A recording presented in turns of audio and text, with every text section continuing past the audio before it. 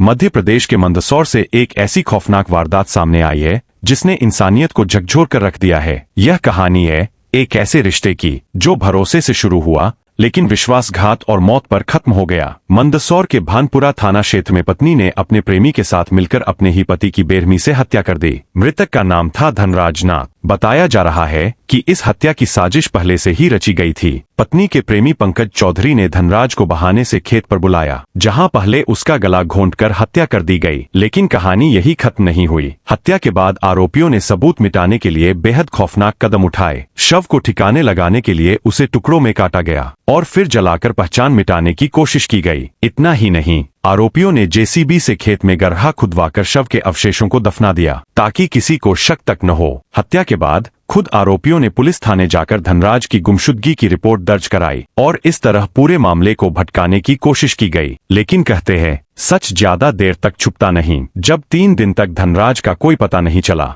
तो परिवार को शक हुआ और उन्होंने पुलिस पर दबाव बनाया। जांच के दौरान जब पुलिस ने मोबाइल लोकेशन और कॉल डिटेल खंगाली तो सारा शक पंकज चौधरी पर गया। सख्ती से पूछताछ में आखिरकार आरोपी टूट गया और उसने पूरी साजिश का खुलासा कर दिया। उसकी निशानदेही पर पुलिस खेत में पहुंची, जहां से शव के अवशेष बरामद किए गए। इस खुलासे के बाद पूरे इलाके में सनसनी फैल गई है और मृतक के परिवार में गहरा आक्रोश है। परिजनों ने सड़क पर उतरकर विरोध प्रदर्शन किया और आरोपियों के खिलाफ सख्त से सख्त कार्रवाई की मांग की। उन्होंने बुलडोजर कार्रवाई, नार्को टेस्ट और अन्य आरोपियों की गिरफ्तारी की मांग भी उठाई है। इस घटना ने एक बार फिर यह सवाल खड़ा कर दिया है, क्या रिश्तों में बढ़ती दूरियां अब इस हद तक पहुंच चुकी है जहां इंसानियत भी पीछे छूट जाए। फिलहाल पुलिस मामले की जांच में जुटी है और जल्द ही और बड़े खुलासे हो सकते हैं। मेरे पापा 10 तारीख रात के 8:30 बजे गांव में गए थे पंकज चौधरी की गाड़ी लेके। वो घर आए, हमको ये पता नहीं कि वो घर कब आए, पर वो पंकज चौधरी के साथ कुएं पे गए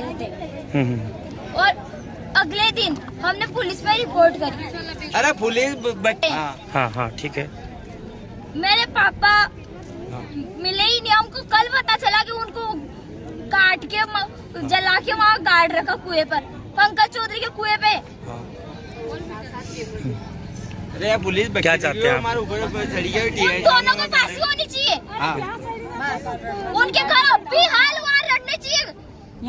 इतना सा भी बचना चाहिए सर। उनके घर वो ना बिल्कुल धूल के समान होने चाहिए उनके। क्या नाम बेटा तुम्हारा?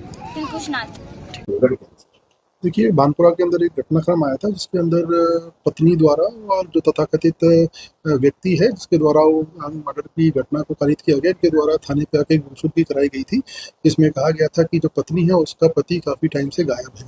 तत्पश्चात पुलिस ने इसका इन्वेस्टिगेशन शुरू किया, तब इसमें कुछ साक्ष्य परिलक्षित हुए कि किसी व्यक्ति की बॉडी किसी खेत के पास जला दी गई है। हमारे द्वारा फॉरेंसिक टीम को वहाँ पर बुलाया गया और फॉरेंसिक टीम को बुलाने के पश्चात काफ़ी सीसीटीवी कैमरे भी चेक किए गए, जिसमें प्रतीत हो रहा था कि जो आरोपी है वह जो मृतक को साथ में अपने ले जा रहा था, जिसकी पुष्टि घर वालों के कथनों से भी होती है। उसके पश्चात सर्वप्रथम उसने गला घोंट के उसकी मृत्यु कारित की। उसके पश्चात उसकी बॉडी को जला दिया और उसके पश्चात मिट्टी डाल के छुपा के गुमशुदगी कराने थाने पे आए। तो इस संपूर्ण प्रकरण में हमारे द्वारा उनकी पत्नी और वो जो आरोपी है उसको गिरफ्तार किया गया है। उसमें 300 मर्डर की धारा लगा के विवेचना हमारे द्वारा की जा रही है। सर, पहले उसकी गुमशुदगी की रिपोर्ट उसकी पत्नी ने ही दर्ज करवाई थी और उसके बाद उसकी पत्नी भी इस मामले में आरोपी निकली, उसको किस तरह से चलता? देखिए, सर्वप्रथम जैसे कि हमने कहा कि इसमें हमने टेक्निकल एविडेंस कलेक्ट किए थे, जिसके अंदर सीसीटीवी फुटेज के अंदर वो व्यक्ति जाता हुआ हमको दिखाई दे रहा था। उसके कारण हमने उससे कड़ाई से पूछताछ की थी। उसके द्वारा बताया गया कि कहाँ उसने घटनाक्रम किया गया। घटनाक्रम की तस्दीक पुलिस द्वारा की गई तो वाकई उसने जो बताया था वह घटनाक्रम पे पाया गया। इसलिए हमारे द्वारा एक्यूसर टीम को बुलाया गया और उसकी पूरे घटनाक्रम में जो भी साक्ष्य उनको एकत्रित किया गया, जिससे खुलासा हुआ। सर, 3 धारा में अभी मर्डर की धारा में हमने इसमें मामला पंजीबद्ध किया है। इसमें जो मृतक है उनकी पत्नी और एक अन्य व्यक्ति इसमें आरोपी है।